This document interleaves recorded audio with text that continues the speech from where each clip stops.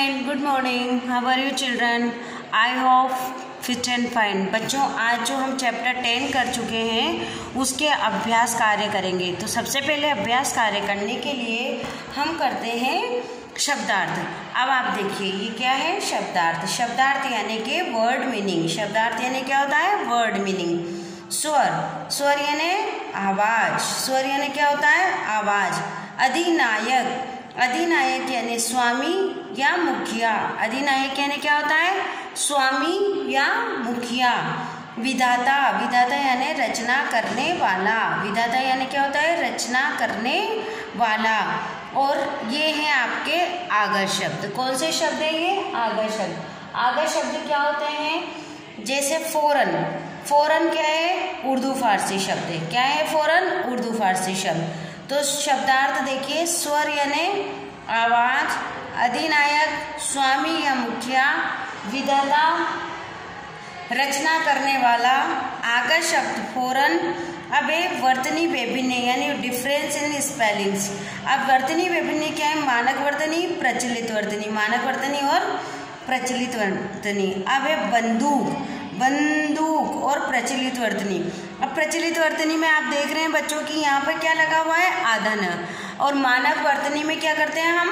आधा न लगा के और बिंदी लगा देते हैं, तो इसको बोलते हैं मानक। या आप देखिए बत्तख, पहले आप ऐसे लिखते थे त के ऊपर आधा ऐसे डंडा करके, तो ये प्रचलित वर्तनी थी। अब हम ऐसे नहीं लिखिए, क्या करेंगे? बत्तख, आधा त पूरा त, तो बत्तख। ये हो गए बच्चों आपके शब्दार्थ, आगर शब्द और मानक। फिर देखिए स्वर, स्वर यानी आवाज। आप कैसे याद करेंगे? स्वर, स्वर यानी आवाज। अधिनायक, अधिनायक यानी स्वामी। विधाता, विधाता यानी रचना करने वाला। हमारा विधाता कौन है? ईश्वर है, भगवान है। कौन है? ईश्वर, भगवान, गॉड। तो कौन है ये? रचना करने वाला। फौरन उर्दू फारसी। अब मानक वर्तनी में क्या आता है? बंदूक। मानक वर्तनी में जैसे अगर मान लो आपने बंदूक लिखी है, अब आप जो ये चैप्टर है मानक वर्तनी में दो शब्द हैं, एक बंदूक और बतख। इसको आप 2 टाइम लिखेंगे। इसलिए लिखेंगे, कौन सी कॉपी में लिखेंगे बच्चों? इसको रफ कॉपी में लिखेंगे। अब आप आइए पेज नंबर 71 पर। बच्चों, पेज नंबर 71 पर आपका होमवर्क दिया हुआ है। यहाँ पर आप गृह कार्य डालेंगे बुक में और अपना होमवर्क करेंगे। क्या है ये? पोयम है। अगर 2 तो आप आगे से पेज नंबर 69 ओपन करेंगे और उसमें से पोयम देके आप फिल करेंगे। अगर मिलती मुझे कहीं बंदूक तो कर देता मैं उसको 2। नली निकाल कर बना पिचकारी, दुनिया को मैं देता रंग सारी। इस तरीके से आपको ये पूरा फील करना है। बतख वाला भी आपके पेज नंबर 70 पे है। इसमें जैसे बतख और आग, तो बतख नीली नीली हो जाती, पीले पीले बाज हो जाते, एक दूसरे को मैंने रंग बदल देता आज। इस तरीके से आपको ये पूरी अच्छी राइटिंग में आपको ये कविता फील करनी है। किस में करनी है? बुक में करनी है।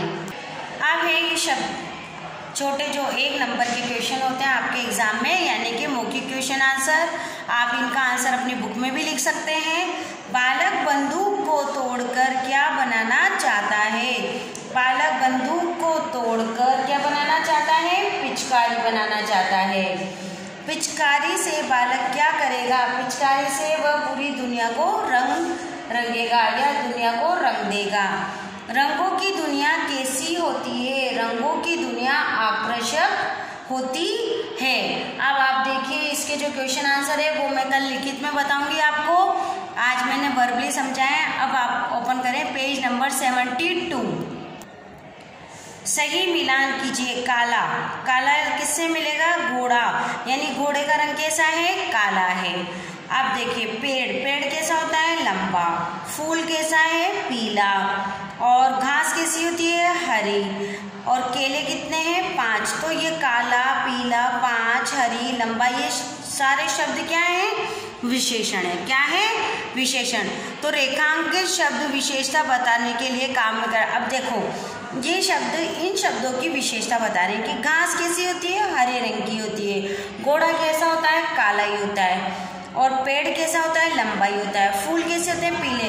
तो जो ये शब्द जो हैं ये इन शब्दों की विशेषता बता रहे हैं। तो हम परिभाषा लिखेंगे, ऐसे शब्दों को विशेषण कहते हैं। जो शब्द शब्दों की विशेषता बताते हैं, शब्द विशेषता बताते हैं, उन्हें हम विशेषण कहते हैं।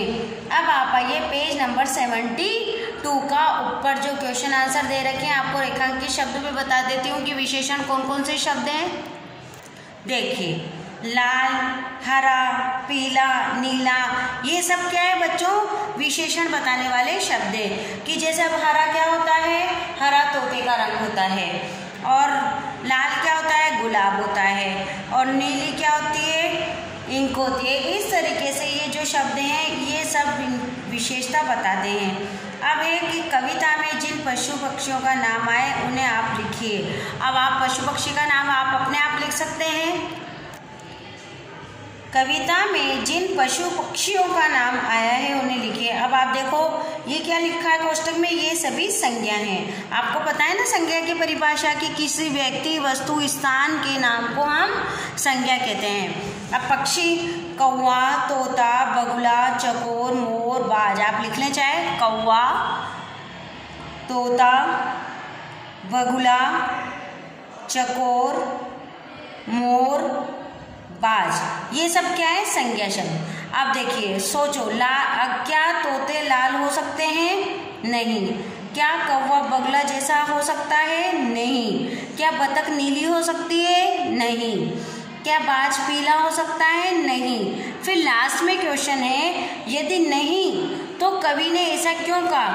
कवि ने इसलिए कहा है कि वह बालक अपने मन की भावनाओं को व्यक्त कर रहा है। बालक क्या कर रहा है? अपने जो मन की भावना है उन्हें व्यक्त कर रहा है कि मैं चाहूँ तो ये सारी दुनिया रंग दूँ।